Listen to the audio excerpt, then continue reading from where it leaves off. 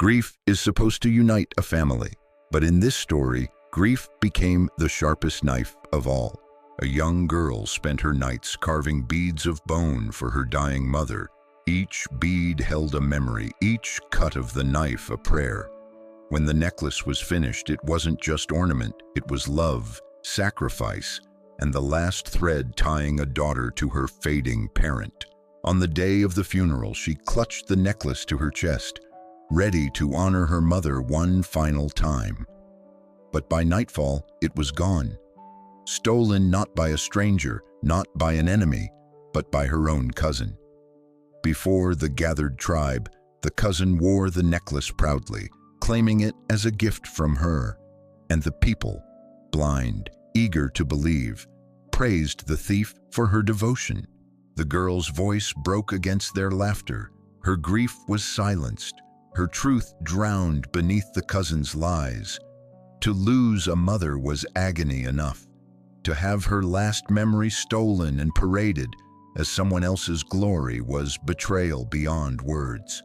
This is the story of a necklace, yes, but more than that, it is the story of how envy corrodes blood, how lies poison kinship, and how one act of theft can unravel a life. And it asks a question we cannot ignore. When betrayal comes from those closest to us, do we suffer in silence? Or do we rise and claim the truth, no matter the cost? The fire in the center of the camp flickered low. Shadows bent across the circle of huts, where whispers carried sharper than the wind. Tonight was not a night of laughter or song. It was a night of mourning. The old woman, beloved by many, had passed. She was a mother, a healer, and a keeper of stories, but for one girl, she was far more. She was everything. The girl had carved a necklace from bone, each bead polished with tears and sleepless nights. Her hands had bled shaping it. Her breath had trembled over every cut. It was meant to rest on her mother's chest as she was laid to the earth. But when the moment came, the necklace was missing. The girl searched the mat where she had placed it, her heart racing as if the earth had opened beneath her. She asked the women nearby, the elders, the children, but all shook their heads. And then, from the shadows, her cousin stepped forward. Around her neck gleamed the bone beads. The cousin held her chin high, her eyes shining not with grief, but with pride. "She gave this to me," the cousin declared, "her last gift, a sign of love." Gasps filled the air. Elders nodded solemnly, mothers wept, and the people turned their sorrow into praise, not for the grieving daughter, but for the thief. The girl's voice cracked as she cried out, "No, it was mine! I carved it for her!" But her words fell like stones into water, swallowed by the rippling noise of approval. The cousin placed a hand over the necklace and lowered her gaze, feigning modesty. "Do not shame the dead," she whispered. "She wanted me to have it." The crowd murmured agreement. And in that moment, the girl's grief twisted into something darker. Her mourning had been stolen, and the tribe itself had chosen to believe a lie. The girl's knees buckled as she stared at the cousin. Her chest burned, her hands shook, but no one reached for her. No one listened. She wanted to scream, to tear the necklace from the cousin's throat, yet the weight of every gaze pressed her down. If she fought, they would call her ungrateful. If she stayed silent, her mother's memory would be buried beneath a lie. The elders rose to close the burial. Songs of farewell filled the air, but the girl heard none of it. Her eyes stayed fixed on the beads, her beads, glinting in the firelight around the cousin's neck. Each word of praise for the cousin was a knife. Each nod of approval was a cut across the girl's soul. She felt her mother slipping further away, stolen not by death, but by betrayal. When the body was lowered into the ground, the girl's tears were not only for loss, they were for humiliation, for the theft of love itself. She clenched her fists until her nails drew blood. The cousin leaned close as the tribe dispersed. Her smile was soft, poisonous. "You should thank me," she whispered. "Now everyone will remember your mother through me." The girl could not speak. Words drowned behind the weight of rage. She turned and walked into the dark, clutching her empty hands, her heart screaming where her mouth could not. The fire burned low behind her, but in her chest another fire was rising, one not of mourning but of vengeance. By morning, praise had hardened into story. They said the cousin was chosen, that the dead had spoken in secret, and stories once warmed by mouths rarely cooled back into truth. The girl kept to the edge of camp. She washed her hands until the cracks bled, as if grief could be scrubbed clean. The bone dust under her nails would not leave. Women passed with baskets and did not meet her eyes. Someone laughed too loudly. Someone said, "Let the dead rest," but the words were aimed at the living. At the water jars, two boys whispered, "Maybe she lied," one said. "Maybe she wanted gifts." The other nodded, brave only when she turned away. Her name was Tala. It had been a soft name once, a warm sound in her mother's mouth. Now it felt like a stone she had to carry alone. The cousin's name was Mera. She moved through the camp like sunlight, accepting condolences as if they were hers to collect. The necklace caught every eye. Mera stopped Tala by the drying racks. "Do not shame the clan," she murmured, voice sugared. "If you speak again, they will call you selfish." Tala's jaw shook, but she held. "I carved those beads," she said softly, "with my all, with my hands." Mera's smile did not bend. "Then be proud I wear your love," she said, and walked away with the tribe's respect trailing after her like a cloak. Old Suni, the tooth carver, watched from his mat. His fingers were crooked like roots, his eyes bright as flint. He beckoned Tala without calling her name. Inside his hut, the air smelled of bone and smoke. Tools lined the wall like a row of small, sleeping snakes. Suni spoke in a whisper that cut. "Every maker leaves a rhythm," he said. "Your all tip is chipped. It bites a crescent into the hole. I taught you to turn twice, then pull." Tala's breath hitched. "If the beads hold my bite, will they listen?" "They will listen to power," Suni said. "But power sometimes listens to proof." He pressed a thin sliver of polished bone into her palm. A measure. That night the tribe gathered for the seventh light sharing. It was custom, a few belongings offered to kin, so grief could travel rather than rot. Mera stood near the fire, necklace bright. She spoke sweetly of the dead, her words smooth as oiled wood. Elders nodded, already tasting the story they preferred. Tala stepped forward, palms open. "I ask only to look," she said, "not to take." Mera tilted her head. "Let the poor child touch it." Someone sighed, and pity did what mercy would not. Tala held the strand with careful hands. She turned a bead to the light, slid Suni's measure into the tunnel, felt for the crescent bite only her all could leave. There, a notch like a moon caught in a hole. Her chest rose. "My mark," she whispered, "my tool carved this." Mera laughed softly, the sound perfectly sized for a crowd. "Grief sees what it wants. Holes are holes, little cousin." Tala raised the bead toward the elders. "Look," she said, "feel, the notch is there." But hands hovered and withdrew. No one wanted to be the first to touch the argument and make it real. Mera plucked the strand back with practiced gentleness. "She cannot bear to share," she said to the fire, "but love grows when it is worn." The elders murmured agreement, relieved to return to a simpler shape. Tala's proof lay where truth often dies, between fingers that refuse to close. After the sharing, Mera did something new. She unclasped the necklace and slid one bead free. "For our aunt," she said, "that she may carry memory too." Applause rose like dry leaves in a gust. Generosity is the sweetest knife. It leaves the victim thanking the hand that cut. Tala's stomach dropped.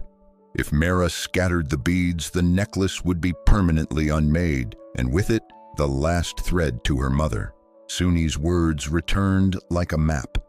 Power listens to proof, but proof vanishes when it is broken into pieces and fed to the crowd. Tala moved before courage could check her. She stepped into the circle and bowed to the elders. "Let me make one cut," she said, "on the cord, not the beads. I can show you the string I braided from my own hair." Mothers leaned forward despite themselves. Daughters know the rituals of braiding. Hair is witness where eyes are not. Mera's smile thinned. "The cord is sacred," she said quickly. "To cut it is to insult the dead." Sarah, who had no love for pretty lies, scratched her scarred cheek. "Let her show," she said. "Hair is a mother's thread." A murmur of risk rolled through the circle. Then Orun, an elder who hated noise more than he feared truth, grunted. "One cut," he said. "No bead harmed." Tala's hands steadied as they had at midnight vigils. She found the hidden knot by feel, the place she'd spliced 3 of her own hairs to strengthen the cord. With Suni's thin sliver, she lifted a single strand. Under firelight, the hair gleamed dark and unmistakable, the same shade as the braid hanging down Tala's back. Gasps rippled, not applause this time. Mera's face held, but her eyes flicked, a tiny crack quickly mortared with tears. "She begged me to wear it," Mera said, voice trembling now. "She said I was the only one strong enough. I did not want to hurt her daughter." Pity swayed, a reed in wind. Some turned to Tala, some to Mera. Everyone reached for a feeling that would absolve them of choosing. Tala could have pressed then. She could have forced the room to name the lie. Instead, she breathed and lowered the strand. "I will not cut the cord," she said. "Keep your story if you need it to breathe. But the next time you pull a bead, give me the whole to keep." Mera blinked, thrown by the shape of mercy. "Why?" she whispered. "So I can fill it," Tala said. "Not with bone, with what you took." That night, no songs rose. People lay awake with new thoughts in their mouths, testing whether truth could be swallowed without choking. Morning brought Mera's first cruelty done in daylight. At the water place, she praised Tala loudly, as if kindness were hers to grant. "You were brave," she said, "to let go so gracefully." Laughter followed, thin and slicing. "Grace," they said, "not loss." How easily language lifts the thief and weighs down the robbed. Suni pressed a wrapped bundle into Tala's hands. "Make a second thread," he said, "a cord of witnesses, notch by notch." Tala opened the cloth. Her awl resharpened. A new sliver for measuring, and a single bead, blank, pale as a moon before night. She sat by the cold fire and began to carve. Not to replace what was stolen.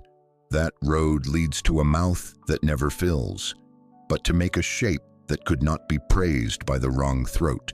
The first bead held a small cut no one else would see. Inside the hole, she carved a line like a closed eye. Not for secrecy, for memory that looks inward, steady and unswayed. By dusk, Mera paraded through camp again. She let a child touch the necklace, let a grandmother kiss it. Every touch glued her story harder. Tala stood and watched and learned. Some wars are not fought with spears or proof. Some are fought by refusing to disappear.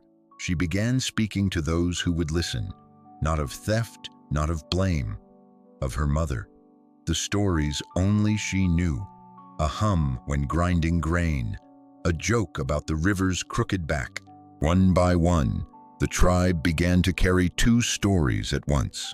The necklace on Mera's chest, the mother in Tala's mouth.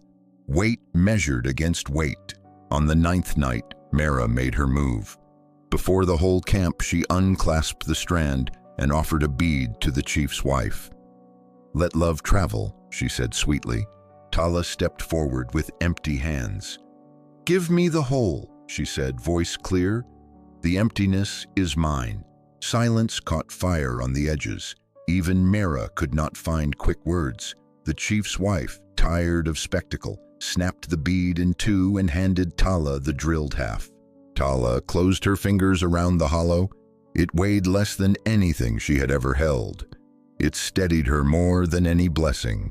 Mera smiled again, but thinner, and for the first time the praise that followed sounded rehearsed.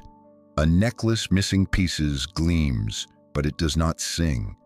The camp heard the silence. That night, Tala strung her carved bead beside the broken half. Not a replacement, a record, a promise that emptiness, named aloud, cannot be stolen. And as she tied the knot, she knew the path was longer than one circle around a fire. But for the first time since the funeral, her breath did not shake.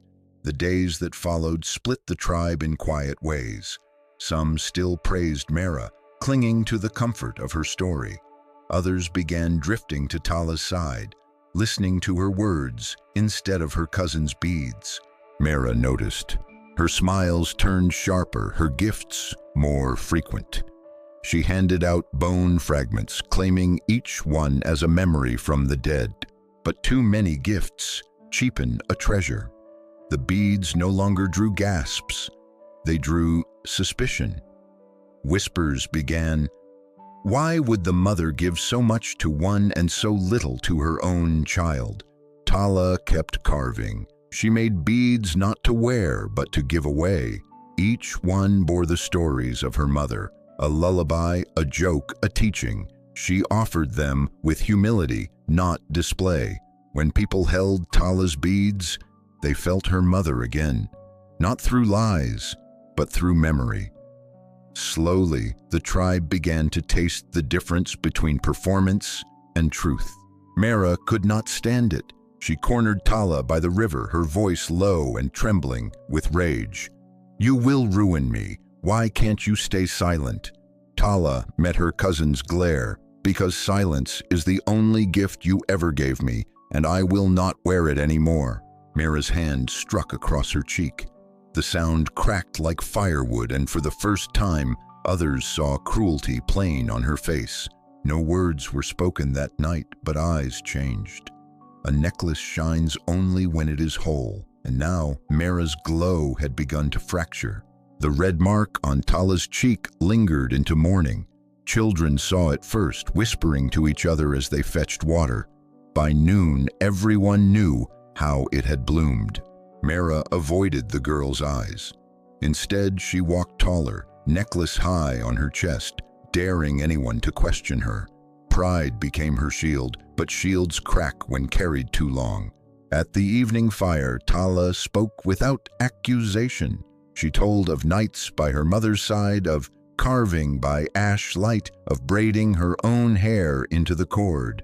Her voice shook, but her truth did not. Some wept quietly, not for Tala alone, but for the shame of having doubted her. Memory stung sharper than smoke in their throats. Mera rose, her words sweet with venom. "She lies still. Grief has made her mad. Would you let madness stain the memory of our elder?" But her hands betrayed her. As she clutched the necklace, beads rattled like bones in a jar, hollow and nervous. The firelight showed cracks no story could hide. Old Sunni stood then. His crooked fingers held a bead blank, uncarved. "Mourning belongs to the maker," he said, "not the thief." Silence fell. No laughter, no agreement, only the weight of a truth too sharp to deny. Mera's smile faltered, and for the first time the necklace around her neck looked less like treasure and more like a chain. The next dawn brought gathering clouds. The tribe met at the fire circle, the necklace at the center of every thought, though no one dared speak it first. Mera stepped forward, head high. "If you will not honor my gift, then I will honor it myself. I will place it on the shrine so our mother's spirit knows I kept her will." Gasps rose, for the shrine was sacred. To place a false gift, there was to bind a lie into the tribe's memory forever. Tala's legs trembled, but she stepped into the circle. Her hands were empty, yet her voice was not. "You will not bury my mother beneath your deceit." The people turned to watch. No chants, no songs, just the raw silence of judgment. Between the cousins stood the fire, crackling as if impatient for truth. "Prove it," Mera snapped. Her fingers gripped the beads, knuckles white. "Prove these were yours." Tala lifted her chin. "I need no beads. My proof is in the stories. Ask me what she whispered when she carved the first scar into your arm. Ask me who she scolded for eating berries before the hunt. Ask me the words she breathed when she died." Faces shifted. They remembered those moments. Things Mera had never lived, could never answer. Mera's lips parted, but no sound came. Her silence rang louder than any accusation. The chief rose, his eyes heavy, his voice low. "A necklace is only bones, but memory is flesh, and the flesh speaks for Tala." The chief's words cut through the silence like a spear. Eyes turned from Mera's necklace to Tala's face, where grief and courage burned together.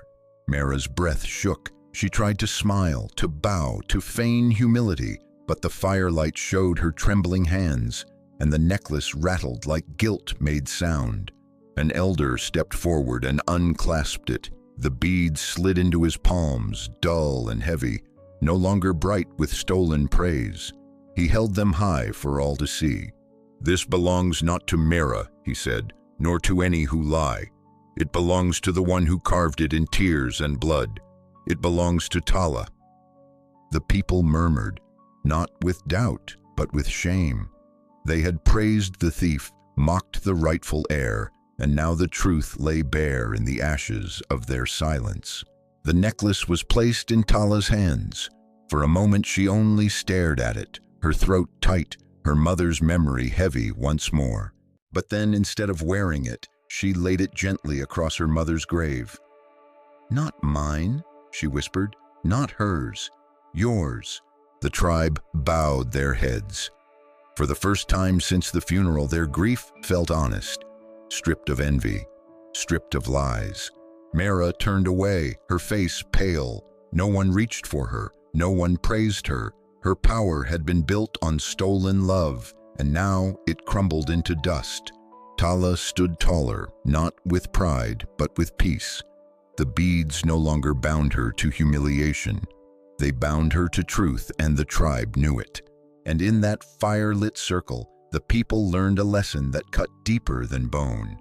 The cruelest betrayal is not from enemies outside, but from the blood that dares to smile while it steals.